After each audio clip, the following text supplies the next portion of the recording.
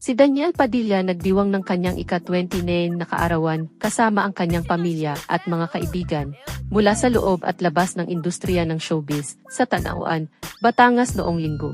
Kabilang sa mga bisita ni Padilla ay ang mga eksekutibo ng ABS-CBN na sina Carlo, Katigbak at Mark Lopez. Masaya ako, sa totoo lang, sabi ni Carla Estrada, ang ina ni Padilla, tungkol sa pagdiriwang ng kanyang anak. Siya ang nagplano nito.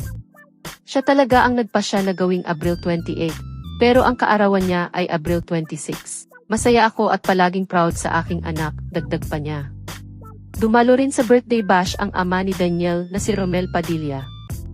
Nagpapasalamat ako sa Poong May Kapal.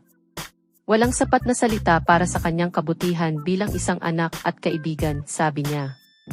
Sa buhay ngayon, nararanasan natin ang mga ups at downs, pero sa dulo ng araw, ang kasama mo talaga ay ang iyong pamilya at tunay na kaibigan. Nagpapasalamat ako sa mga taong sumuporta kay Digay noong siya ay nasa ibaba. Sa mga hindi nagsawalang kibo, sana'y matapos na ang lahat, dagdag pa niya.